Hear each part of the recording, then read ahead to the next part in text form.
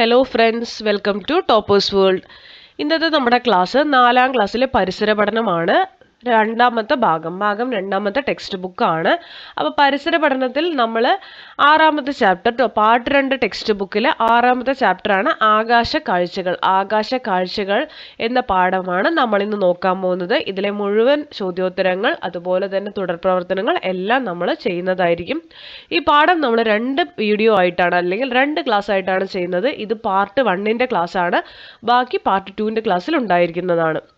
അപ്പോൾ നമുക്ക് ക്ലാസ്സിലേക്ക് കടക്കാം. പാഠത്തിൻ്റെ പേര് ചാപ്റ്റർ 6 ആകാശ കാഴ്ചകൾ.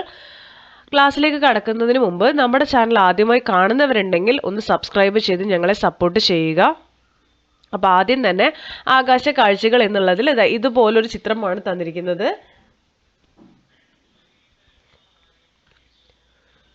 നമുക്ക് നോക്കാം. നിങ്ങൾ രാത്രിയിൽ ആകാശം നിരീക്ഷിച്ചിട്ടുണ്ടോ? എന്തെല്ലാം കാഴ്ചകളാണ് രാത്രിയിൽ ആകാശത്ത് കാണുന്നത്? പകൽ സമയത്തോ? സൂര്യനെ രാവിലെ എവിടെയാണ് കാണുന്നത്? വൈകുന്നേരമോ? ആകാശത്ത് ഗോളാകൃതിയിൽ എന്തൊക്കെ കാണാം? നാം വസിക്കുന്ന ഭൂമിയുടെ ആകൃതി എന്താണ്? അപ്പോൾ ഇത്രയും ചോദ്യങ്ങൾക്ക് നമുക്ക് ഉത്തരം വേണം. നമുക്ക് നോക്കാം. ആദ്യം തന്നെ നിങ്ങൾ രാത്രിയിൽ ആകാശം നിരീക്ഷിച്ചിട്ടുണ്ടോ എന്ന ചോദ്യത്തിന് ഉത്തരമാണ് രാത്രിയിൽ ആകാശം നിരീക്ഷിച്ചിട്ടുണ്ടെങ്കിൽ ഉണ്ട് അല്ലെങ്കിൽ ഇല്ല എന്ന് എഴുതിയാൽ മതി. ഞാനിവിടെ കൊടുത്തിരിക്കുന്നത് രാത്രിയിൽ ആകാശം നിരീക്ഷിക്കുമ്പോൾ നക്ഷത്രങ്ങൾ, ചന്ദ്രൻ എന്നിവ കാണാൻ സാധിക്കും എന്ന് എഴുതുക. വേണമെങ്കിൽ എഴുതിയാൽ മതി. ഇതിന്റെ ആൻസർ ആണ്. ഇവിടെ ഉണ്ട് എന്ന് നമ്മൾ ചേർത്തണം. ഇത് നമുക്ക് ഇപ്പുറത്തേക്ക് എഴുതാം. എന്തെല്ലാം കാഴ്ചകളാണ് രാത്രിയിൽ ആകാശത്ത് കാണുന്നത്? രാത്രിയിൽ ആകാശത്ത് നക്ഷത്രങ്ങൾ, ചന്ദ്രൻ, ചില ഗ്രഹങ്ങൾ എന്നിവയാണ് പ്രധാനമായും കാണുന്നത്. അടുത്തത് പകൽ സമയത്തോ? പകൽ സമയത്ത് ആകാശത്ത് സൂര്യൻ ആണ് പ്രധാനമായും കാണുന്നത്. അടുത്തത് സൂര്യനെ രാവിലെ എവിടെയാണ് കാണുക? സൂര്യനെ രാവിലെ കിഴക്ക് ദിശയിലാണ് കാണുന്നത്. വൈകുന്നേരമോ? സൂര്യനെ വൈകുന്നേരം പടിഞ്ഞാറ് ദിശയിലാണ് കാണുന്നത്. ആകാശത്ത് ഗോളാകൃതിയിൽ എന്തൊക്കെ കാണാം? ഗോളാകൃതിയിൽ കാണുന്നത് സൂര്യൻ, ചന്ദ്രൻ, നക്ഷത്രങ്ങൾ, ഗ്രഹങ്ങളെല്ലാം ഗോളാകൃതിയിൽ തന്നെയാണ് ഉണ്ടായിരിക്കുക. നാം വസിക്കുന്ന ഭൂമിയുടെ ആകൃതി എന്താണ്? നമ്മൾ വസിക്കുന്ന ഭൂമിയുടെ ആകൃതി ഗോളാകൃതിയാണ് കേട്ടോ, ഗോളം. അടുത്തത് ഭൂമി ചലിക്കുന്നുണ്ടോ? ഉണ്ടെങ്കിൽ ഉണ്ട് അല്ലെങ്കിൽ ഇല്ല എന്ന് എഴുതുക. ഭൂമിയുടെ ചലനം എപ്രകാരമാണ്? രാത്രിയും പകലും ഉണ്ടാകുന്നത് എങ്ങനെയെന്ന് നിങ്ങൾക്കറിയാമല്ലോ. അപ്പോൾ ഭൂമി സ്വയം കറങ്ങുന്നുണ്ട് അല്ലെ? ഭൂമി സ്വയം കറങ്ങുന്നുണ്ട്, അതോടൊപ്പം സൂര്യനെ ചുറ്റി സഞ്ചരിക്കുന്നുമുണ്ട്. അപ്പോൾ ഭൂമിയുടെ ഈ സ്വയം കറക്കം കാരണമാണ് നമുക്ക് രാത്രിയും പകലും ഉണ്ടാകുന്നത്.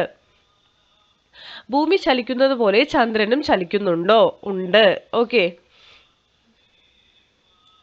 ഇവിടെ ഉണ്ട് തന്നെയാണ്. തന്നിരിക്കുന്ന ചിത്രം നിങ്ങൾ നോക്കിയാൽ മനസ്സിലാവും. ഇവിടെ ഭൂമി എന്ന് പറയുന്ന ഗ്രഹം, നമ്മൾ വസിക്കുന്ന ഭൂമി സൂര്യനെ ചുറ്റുന്നുണ്ട്, കണ്ടോ? അതേപോലെ തന്നെ ഭൂമിനെ ആര് ചുറ്റുന്നുണ്ട്? ഈ ചന്ദ്രൻ ചുറ്റുന്നുണ്ട്.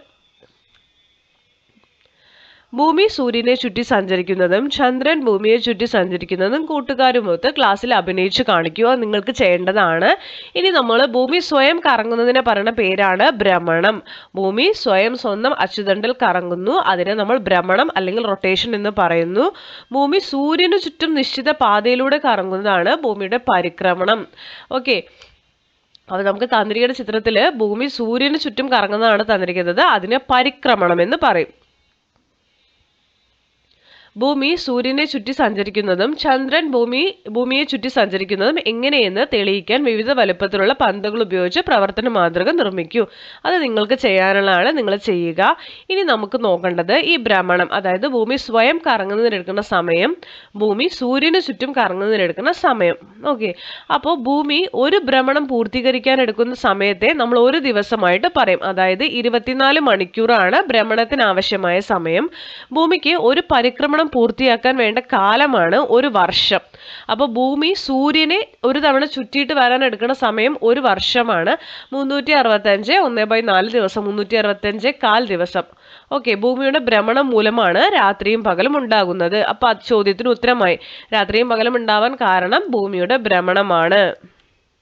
അടുത്തത് നമുക്ക് സൗരയൂഥം തന്നിട്ടുണ്ട്. സൗരയൂഥം എന്ന് പറഞ്ഞാൽ സൂര്യനും ബാക്കി ഗ്രഹങ്ങളും എല്ലാം ഉൾപ്പെടുന്നതാണ് സൗരയൂഥം. ചിത്രത്തിൽ എന്തൊക്കെ കാണുന്നുണ്ട്? ചിത്രത്തിൽ സൂര്യനും മറ്റ് ഗ്രഹങ്ങളെയുമാണ് തന്നിരിക്കുന്നത്. നമുക്ക് ആൻസർ നോക്കാം. ചിത്രത്തിൽ എന്തൊക്കെ കാണുന്നുണ്ട്? സൂര്യനും ഗ്രഹങ്ങളും. സൂര്യനെ ചുറ്റുന്ന ആകാശഗോളങ്ങൾ ഏതെല്ലാം? ബുധൻ, ശുക്രൻ, ഭൂമി, ചൊവ്വ, വ്യാഴം, ശനി, യുറാനസ്, നെപ്റ്റ്യൂൺ. 8 ഗ്രഹങ്ങൾ അല്ലേ? സൂര്യന് എത്ര ഗ്രഹങ്ങളാണുള്ളത്? 8 ഗ്രഹങ്ങളാണ് ഉള്ളത് കേട്ടോ. അതുപോലെ സൂര്യനോട് ഏറ്റവും അടുത്ത ഗ്രഹം ഏത്? ബുധനാണ്. സൂര്യന് ഏറ്റവും അകലെയുള്ള ഗ്രഹം ഏതാണ്? നെപ്റ്റ്യൂൺ ആണ്. സൂര്യനുമായുള്ള ദൂരത്തിന്റെ ക്രമത്തിൽ ഗ്രഹങ്ങളുടെ പേരെഴുതാൻ പറഞ്ഞിട്ടുണ്ട്. ഗ്രഹങ്ങളുടെ അടുത്ത് നിൽക്കുന്നതിന്റെ അടിസ്ഥാനത്തിൽ എഴുതുക. ഏറ്റവും അടുത്ത് ബുധൻ, ബുധൻ കഴിഞ്ഞ് ശുക്രൻ, ദെൻ ഭൂമി, ദെൻ ചൊവ്വ, വ്യാഴം, ശനി, യുറാനസ്, നെപ്റ്റ്യൂൺ. ഓക്കെ, ഇത് സൂര്യനിൽ നിന്നുള്ള അവരുടെ ദൂരത്തിന്റെ ക്രമത്തിലാണ് എഴുതിയിരിക്കുന്നത് കേട്ടോ. അടുത്തത് ഭൂമിയെ ചുറ്റുന്ന ആകാശഗോളം ഏതാണ്? ഭൂമിയെ ചുറ്റുന്നത് ചന്ദ്രനാണ്. അടുത്തത് ചന്ദ്രനാണ് ഭൂമിയുടെ ഉപഗ്രഹം. ചന്ദ്രനെ ആകാശത്ത് കാണാറുണ്ടല്ലോ. എല്ലാ ദിവസവും ഒരേ ആകൃതിയിലല്ലല്ലോ കാണുന്നത്. അതിന്റെ കാരണം എന്തായിരിക്കും? ഇതിന്റെ ഒരു പരീക്ഷണം തന്നിട്ടുണ്ട്. പരീക്ഷണം നിങ്ങൾ വായിച്ചു നോക്കുക, ചെയ്തു നോക്കുക. പരീക്ഷണം ഞാൻ വായിക്കുന്നില്ല. ഈ ചിത്രം കണ്ടില്ലേ? ഇതുപോലെയാണ് ചന്ദ്രന് മാറി മാറി വരിക. നമ്മൾ ഒരു ദിവസം നോക്കുമ്പോൾ ഇതുപോലെ പൂർണ്ണ ചന്ദ്രനായിരിക്കും. അടുത്ത ദിവസം നോക്കുമ്പോൾ ആ പൂർണ്ണചന്ദ്രൻ കുറഞ്ഞ് കുറഞ്ഞ് കുറഞ്ഞ് കുറഞ്ഞ് വരുന്നത് കാണാം. പിന്നെ കൂടി കൂടി കൂടി വരുന്നത് കാണാം. ഓക്കെ, അപ്പോൾ നമുക്ക് അതിൻ്റെയൊക്കെ പേരുകൾ പഠിക്കാനുണ്ട്. നമുക്കത് നോക്കാം. ആദ്യം തന്നെ നമുക്ക് എന്താണ് പൗർണമി, ഫുൾ മൂൺ എന്നുള്ളത് നോക്കാം. അതായത് പൂർണ്ണമായിട്ട് ചന്ദ്രൻ വരുന്ന ദിവസം കേട്ടോ. ഭൂമിയിൽ നിന്ന് നോക്കിയാൽ ചന്ദ്രന്റെ പ്രകാശിത ഭാഗം പൂർണ്ണമായും കാണുവാൻ കഴിയുന്ന ദിവസമാണ് പൗർണമി, ഫുൾ മൂൺ. ഓക്കെ, അപ്പോൾ നമുക്ക് ഭൂമിയിൽ നിന്ന് നോക്കിക്കഴിഞ്ഞാൽ നമ്മൾ പൂർണ്ണ ചന്ദ്രനെ നമുക്ക് കാണാൻ കഴിയും. അതാണ് നമ്മൾ പൗർണമി അല്ലെങ്കിൽ ഫുൾ മൂൺ എന്ന് പറയുക.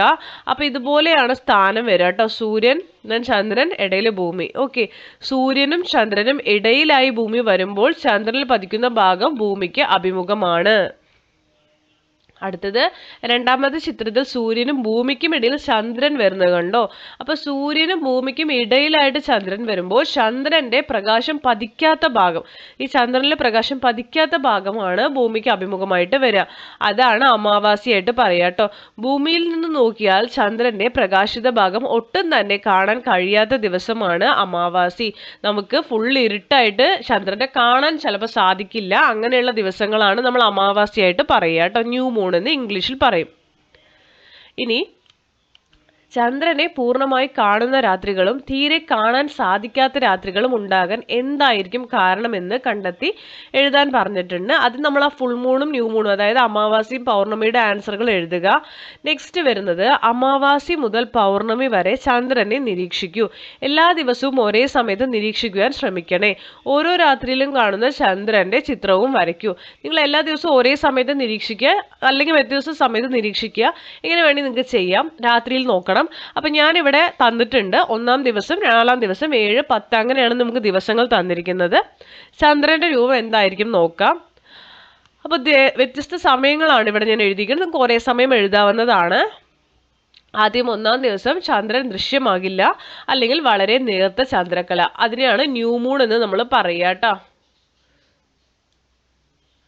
അടുത്തത് 4-ാം ദിവസം ചന്ദ്രക്കല, ഒരു വാക്സിൻ ക്രസന്റ് ആയിട്ട് നമുക്ക് കാണും.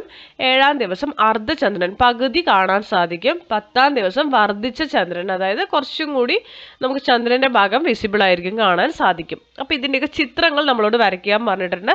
ഞാൻ മൊത്തത്തിൽ നിങ്ങൾക്ക് ചിത്രം തരാം. ഈ 4 മാത്രമല്ല, ഇത് കൂടാതെ 4 ചിത്രങ്ങൾ കൂടി ഉണ്ട്, അതും കൂടി തരാം. കണ്ടല്ലോ. അപ്പൊ നമുക്ക് അവിടെ തന്നിരിക്കുന്നത് ഇതൊക്കെയാണ്. വാക്സിൻ അല്ലെങ്കിൽ ഫുൾ മൂൺ ആണ്. പൂർണ്ണചന്ദ്രൻ മുതലാണ് തന്നിരിക്കുന്നത്. പൂർണ്ണചന്ദ്രൻ, വൃദ്ധി ഗിബ്ബസ്, പ്രഥമപാദം, അതുപോലെ വൃദ്ധി ചന്ദ്രൻ. അത് കഴിഞ്ഞാൽ അമാവാസിയാണ്. അങ്ങനെയാണ് വരും. അത് ഈ ഓർഡറിൽ പോയാലും മതി. ഇപ്പൊ പൂർണ്ണചന്ദ്രൻ കഴിഞ്ഞാൽ ക്ഷയ ഗിബ്ബസ്, കുറഞ്ഞു കുറഞ്ഞു വരും. അതായത് വാനിങ് ഗിബ്ബസ്, ക്ഷയ ഗിബ്ബസ് കുറയാണ്. ചന്ദ്രൻ കുറഞ്ഞു കുറഞ്ഞു വരും. പിന്നെ തൃതീയ പദത്തിലെത്തും, പകുതിയാവും.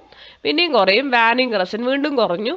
പിന്നെ കണ്ടോ അമാവാസി, ഒന്നും കാണാൻ പറ്റില്ല. അപ്പൊ ഇത്രയാണ് ഇന്നത്തെ ക്ലാസ്സിൽ ഉൾപ്പെടുത്തിയിരിക്കുന്നത്. ക്ലാസ്സിൽ ഇഷ്ടപ്പെട്ടെങ്കിൽ ലൈക്ക് ചെയ്യുക, ഷെയർ ചെയ്യുക, സബ്സ്ക്രൈബ് ചെയ്യുക. Thank you for watching.